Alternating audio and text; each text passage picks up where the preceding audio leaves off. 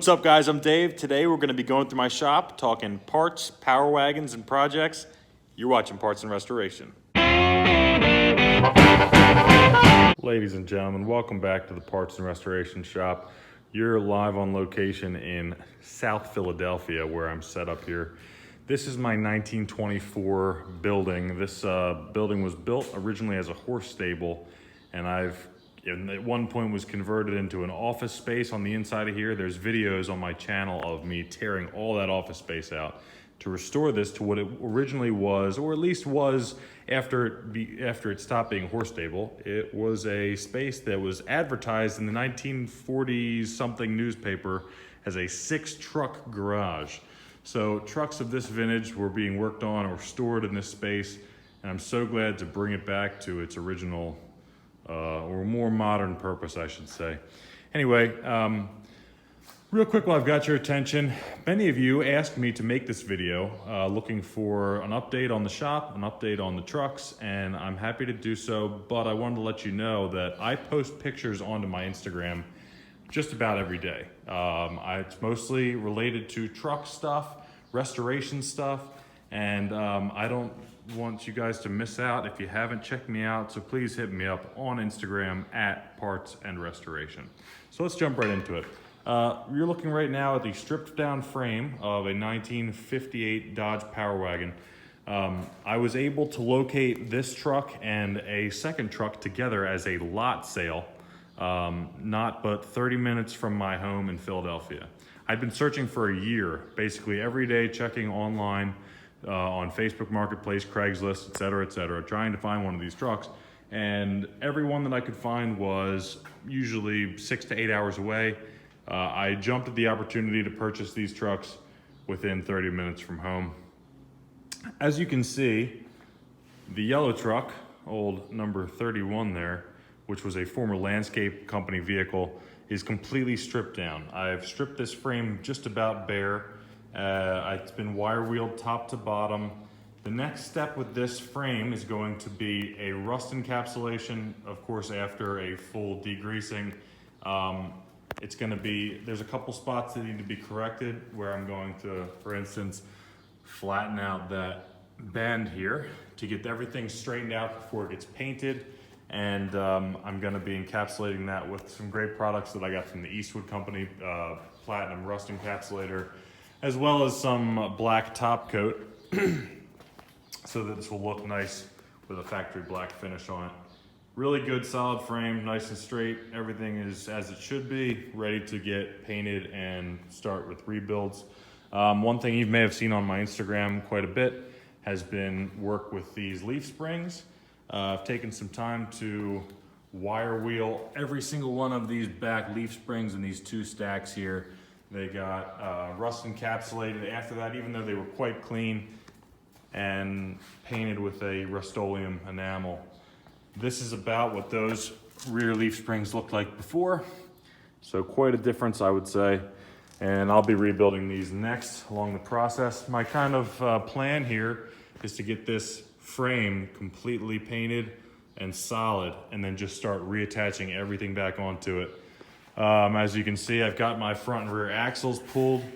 These need to be cleaned, painted, and have maintenance done on them. Probably gonna do new seals, potentially new bearings if it's needed. We'll see. A long way down the road from where I am today is this cab. I really wanna get a nice operating, chassis, rolling chassis, powered skateboard, whatever you wanna call it, set up before I put the cab back on. But this cab is actually in pretty good shape, all things considered. There's some rust spots that are going to need to be addressed, especially with this cab. The A-pillar is in really terrible shape. I think I'm going to make parts for this. I am a little hesitant to just cut this cab apart because that one also is in decent shape, with the exception of like this bottom half end. But we'll see. That might give me an opportunity to practice fabricating some parts. I'm not sure what I'm gonna do yet. We'll see.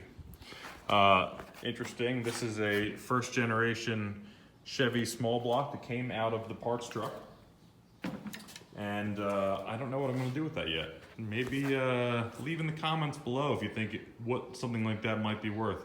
It's really not my forte. Anyway, another thing that's going on is I have my engine back from the machine shop. This is a 1954 Chrysler 230 cubic inch flathead or L-head engine. These are actually still used in a lot of industrial applications. They use them as engines to power water pumps. This is a tough, rugged little engine, has a ton of low-end torque, which is what made those Power Wagons such a tough little rascal. This went to the machine shop and was checked over top to bottom. All of the crank journals were polished. The head was flattened or decked out, as they might say. Everything was checked. It was completely cleaned. Had a valve job done on it. Anyway, so yeah, that's the engine. I have a table full of parts here, and everything's a mess because I'm just a little sloppy and I'm trying to get myself organized here. But just engine parts out the wazoo. I got my Hastings rings, all of my valves, I got a new oil pump in here. All the engine parts are laid out, ready to be put back into the engine. I've got my pistons that I've assembled, and of course there's the transmission ready to get mounted up. Anyway, but that's what's going on with the truck. I am just kind of piecemealing things little bits at a time. I'm waiting on some supplies to come from Eastwood for my frame, and there will be a video on that. That's going to be made as soon as I get those supplies. Also, here's a little bit of my parts organization. I've been doing the best I can to keep main components separate and somewhat organized, and this is my fasteners file of sorts. Each one of these baggies has a bunch of parts in it, a bunch of fasteners in it, and then some kind of a description. Door hardware, and I point to where they go, just to try and keep everything organized. Frame front, wire pipes, what did I say? Wire and pipe routing. Okay, so these are things that kind of hold a, I think probably gas or brake lines in place. So I mean, I know exactly what I have at a glance. There are so many fasteners on this truck. If you just took everything out and hope for the best, you'd be completely screwed. So some sort of organization is required. What else is going on? So this is a Chandler & Price Company printing press. I pulled this out of a dilapidated building. There is a video going to be happening on this at some point. Although, folks, I did bite off a huge chunk with this truck, and it's going to be putting a lot of things on the back burner for quite some time, to be completely honest. This was an opportunity that I felt like wasn't going to come back around again. And the price was right, and I just had to get these trucks. I didn't have to, but I decided to. And so a lot of these restorations that I had planned, like this super cool like 1905 printing press, are on hold in the meantime. Another project that I had started on, and many of you probably saw pics of it on Instagram, was this Chandler & Price paper chopper that has been stripped down and somewhat rust encapsulated, and is just on hold until whenever. What else can I show you? I went and brought a whole bunch of tools over from my old shop. For those of you who've been following along for some time, you may recognize some of these things: my press, my sandblaster, and of course the massive 80-gallon Quincy compressor. What else have I got going on here? So I brought a bunch of tools in, and in that last video, just what else has come recently? We'll edit this out.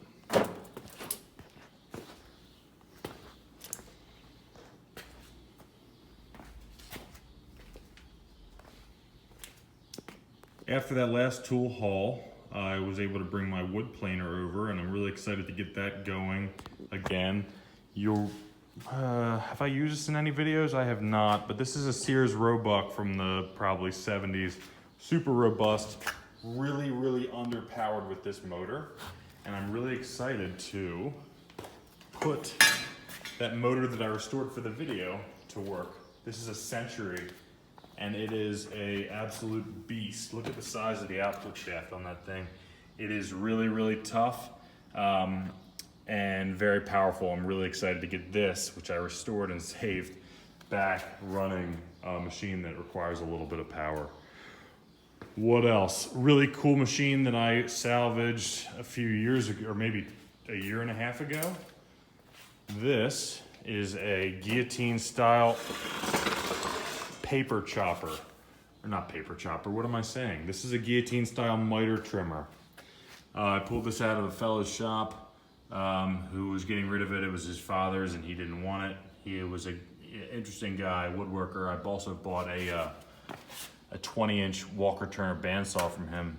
But the Fox Machine Company, super cool. I don't know if I'm gonna be getting this back in service or if I'm gonna be using the pedestal as something incredible.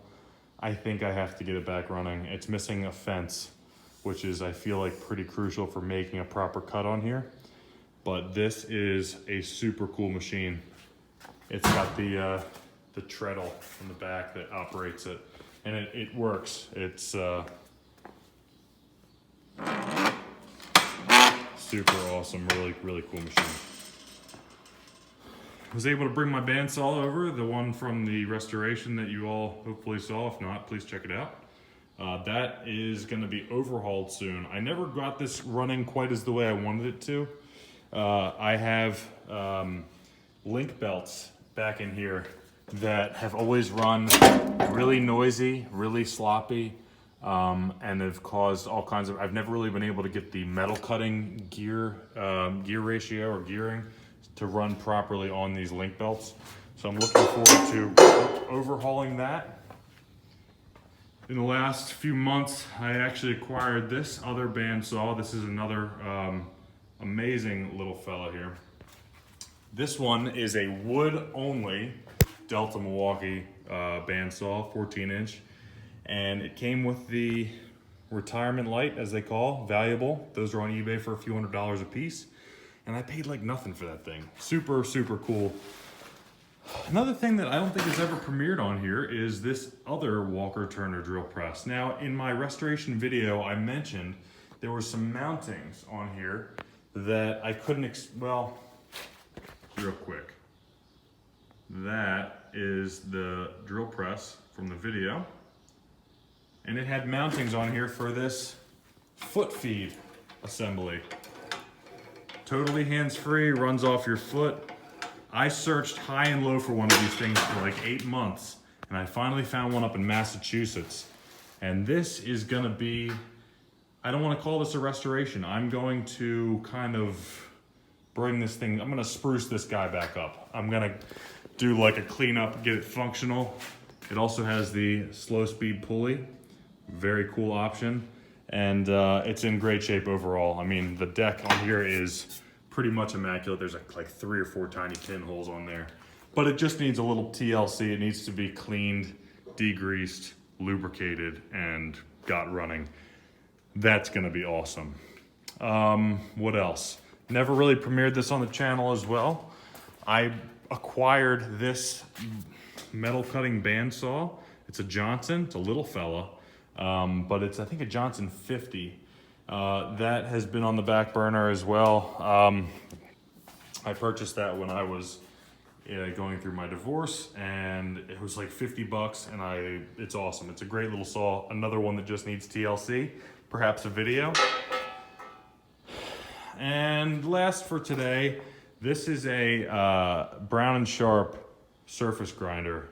I have always wanted one of these just to fool around with, and there was a machine shop going out of business, and I paid $200 for this machine. It runs on 3-phase. I'll have to get a phase converter, but it's got a motor. Really, really, really spectacular machine, and I'm excited to play around with that. I also have this Vise. It's a Wilton bullet, and it's the C4 Vise. It's just a beast. Has pipe jaws, everything. It's big. The guy who I bought it from had just painted it for me as a courtesy to make it nice and orange. It looks awful. So that's gonna get repainted. I may do a quick video on that. But yeah, guys, I just wanted to share a little bit with you about what's going on. I know so many of you have been supporting the channel, and asking, hey, what's going on? Things were going in the right direction with this channel before my separation and divorce. Now I'm in my own new place, just on a personal note. So I really appreciate those of you who are still around, still contributing, talking, checking me out, talking to me on Instagram, and providing the encouragement to keep on going, because it has been a tough year, guys. So sorry the content has slowed down, but I want to try and bring it back with some cool Power Wagon related restoration stuff. On a final note, I will say this is all very much outside of my comfort zone. Making videos about stuff that I really don't know anything about is a departure from my normal. I joke around a lot and say I have no idea what I'm doing, and for the most part I don't, but I'm at least confident enough that I can put a video together that is decent. Not always right, but never in doubt when it comes to restoring old tools. But this is really outside of my comfort zone. I have no idea what I'm doing. So maybe some videos here and there, we'll see, but no guarantees. Folks, really appreciate you. Again, check me out on Instagram at Parts and Restoration. Try and post some content just about every day. And really appreciate you being part of the Parts and Restoration family. Power Wagons are happening. Other projects are happening. Stick around. I'm far from done. We're just getting started. You guys rock. Really appreciate you. Peace.